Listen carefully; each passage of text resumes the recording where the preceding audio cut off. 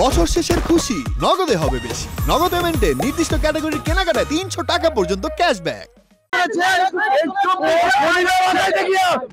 খুনিকে বাঁচাইতে গিয়া ও আজকে আমাদের উপর লাঠিচার্জ করছে। এই পুলিশ বাংলাদেশের কোনো আইন শৃঙ্খলা রক্ষা করতে পারবে না। পুলিশদের অতি দ্রুত আইনের ব্যবস্থা এনে শাস্তি প্রয়োগ করতে হবে। কি ঘটনা ঘটছে? তারা আমাদের উপর রাজ্জাককে প্রোটেকশন দিছে। খুনি রাজ্জাককে কোর্টে না তুলে প্রোটেকশন দিয়ে বাইরে করে দিছে। যখন ছাত্র জনতা বাধা দিতে যায় তখন ও লাঠি চার্জ করে। ও একমাত্র পুলিশ লাঠি চার্জ করছে।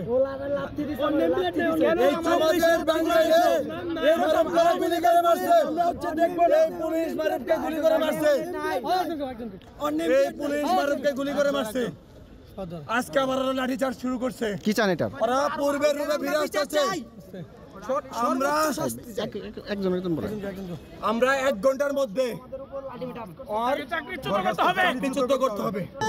আমি এই মামলা শহীদ মনে চাচা, তা আমার কথা হলো আন্দোলনের সময় এই পুলিশ যে কাজগুলো করছে আমরা এখনো ঘুমাইতে পারি না। আমাদের সেই বর্বরতার কথা মনে পড়ে যে হামলাগুলো করেছে এই পুলিশগুলা। এরপরও আমরা দেশের স্বার্থে, দেশের জনগণের স্বার্থে আমরা সবকিছু ভুলে যে বিচারের জন্য আমরা আসছি। আজকে এই খুনি ডক্টর আছে ভোলাকে তোলা হয়েছে, কিন্তু কোর্টে তাদেরকে তোলা হয় নাই।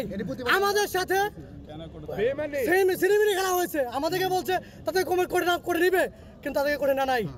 যখন আমরা বাধাতে গেছি এই স্বৈরাচার হাসিনার যে পুলিশ পেটুয়া বাহিনী, এই পেটুয়া বাহিনী আমাদের উপর লাঠি চার্জ করছে। আজকেও লাঠি চার্জ করছে। আমরা এই তীব্র নিম্ন এবং প্রতিবাদ জানাই। আমাদের ছাত্র সমাজের দাবি, যদি এই পুলিশকে 1 ঘন্টার ভিতরে বরখাস্ত না করা হয় আমরা আবার মাঠে নামবো। আমরা ছাত্র জনতা দেখে দিতে পারি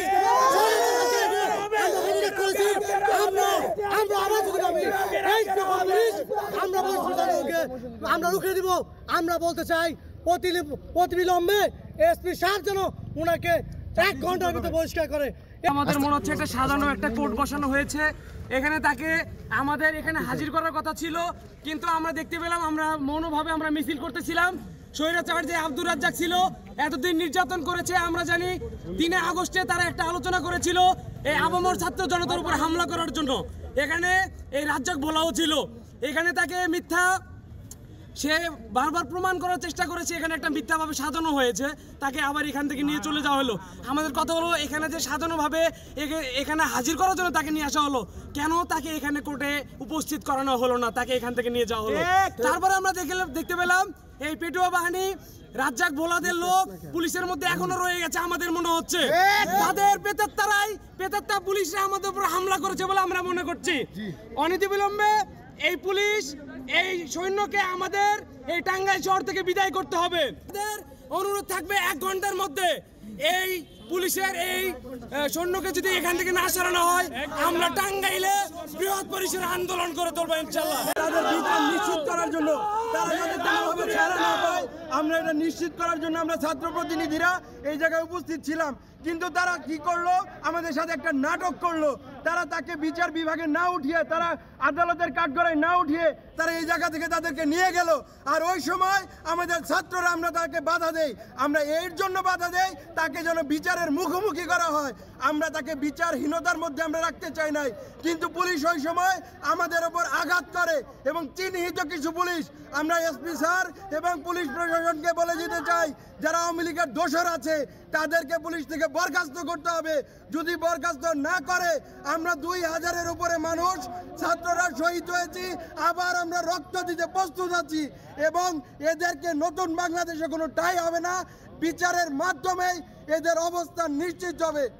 এটা মির্জাপুরের ওই বৈষম্য বিরোধী ছাত্র আন্দোলনের শহীদ ইমন, তাকে হত্যা মামলার আসামি আব্দুর রাজ্জাক ভোলা, যিনি একাধিক মামলার আসামি এবং স্বীকৃত একজন খুনি। ধার্য তারিখ তাকে আজকে কোর্টে হাজির করা হয়েছিল, কিন্তু নিরাপত্তাজনিত কারণে তাকে কোর্টে হাজির করা হয় নাই। তার জামিনের আবেদনটা নামঞ্জুর হয়েছে এবং রাষ্ট্রপক্ষের থেকে আমাদের অতিরিক্ত পিপি সহ আরও এপিপি যারা ছিলেন এবং পুলিশ কোর্ট ইন্সপেক্টর সহ তারা রাষ্ট্রপক্ষে তাদের দায়িত্ব পালন করেছেন এবং যার পরিপ্রেক্ষিতে আদালত আব্দুর রাজ্জাক ভোলার জামিনের আবেদনটা নামঞ্জুর করেছে। এবং যেহেতু তাকে কোর্টে তোলা হয় নাই, সেই কারণে বৈষম্য বিরোধী ছাত্র আন্দোলনের বিক্ষুব্ধ যে ছাত্র জনতা তারা এটার প্রতিবাদ করে। আর যে কারণে পুলিশ প্রশাসন হয়তো নিরাপত্তার কারণে একজনের একটু আঘাতপ্রাপ্ত হয়েছে, বৈষম্য বিরোধী ছাত্র আন্দোলনকারীদের একজন।